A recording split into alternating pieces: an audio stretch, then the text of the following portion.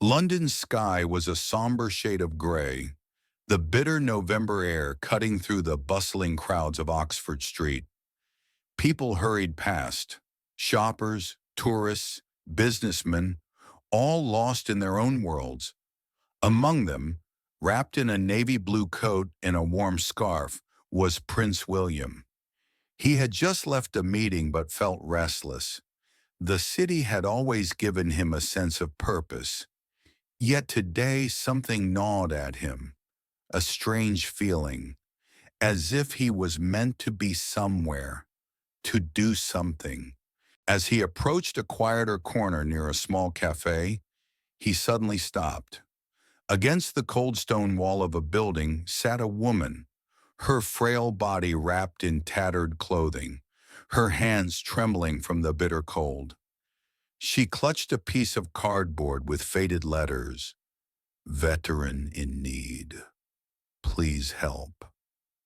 Her eyes deep, exhausted and filled with an unspeakable sorrow, locked onto his for just a moment before she looked away, as if she had long given up hope of anyone stopping. As he approached a quieter corner near a small cafe, he suddenly stopped. Against the cold stone wall of a building sat a woman, her frail body wrapped in tattered clothing, her hands trembling from the bitter cold. She clutched a piece of cardboard with faded letters, "Veteran in need. Please help." Her eyes, deep, exhausted, and filled with an unspeakable sorrow, locked onto his for just a moment before she looked away, as if she had long given up hope of anyone stopping. William felt an ache in his chest. He ignored the curious stares of passers-by and stepped forward. "Ma'am," he said softly, kneeling beside her, "what's your name?" The woman flinched, startled. She hesitated before answering, her voice barely above a whisper. "Teresa. Teresa Hensley." Something about the name struck him, but he couldn't place it. "You're a veteran?" he asked gently. She nodded. 12 years in the British Army, served overseas, got injured, and then life fell apart. Her words carried a quiet pain.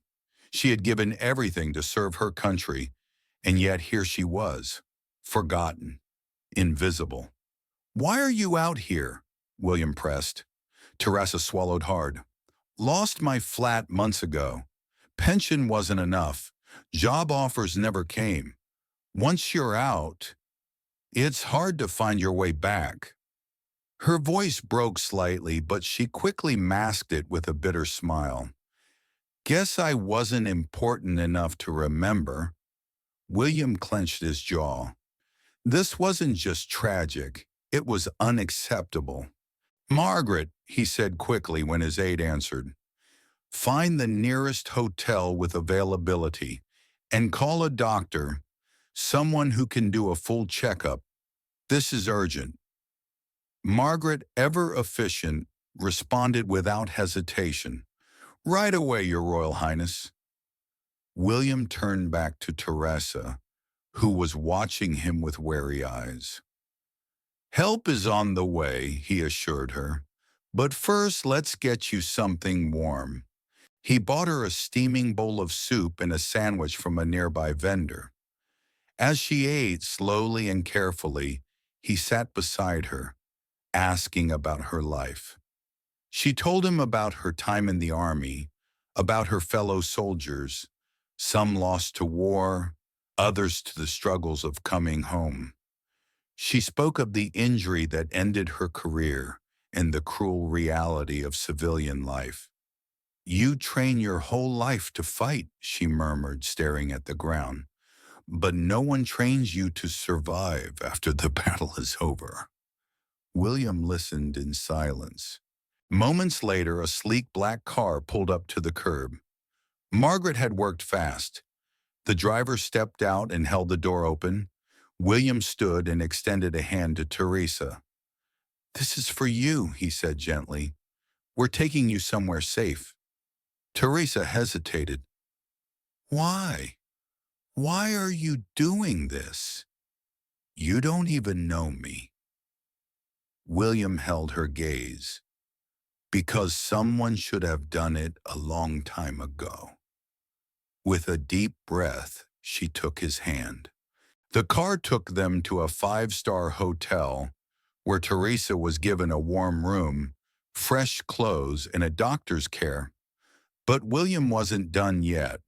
He had Margaret contact Veterans Support UK, an organization dedicated to helping homeless veterans rebuild their lives. Within the hour, their representative Lisa arrived. Teresa, Lisa said, sitting beside her, we're going to help with housing, job training, anything you need. You're not alone anymore. Tears welled in Teresa's eyes. I don't know how to thank you. By the next morning, Teresa had a roof over her head and a new plan for her life. William personally ensured that her rent was covered for a year and even handed her a small check to help her get back on her feet. But before he left, he turned to her with a knowing smile. There's one more thing, he said. I'm going to find you a job. A real one.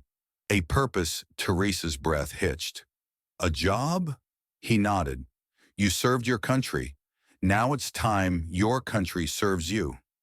She pressed a hand to her mouth, overcome with emotion.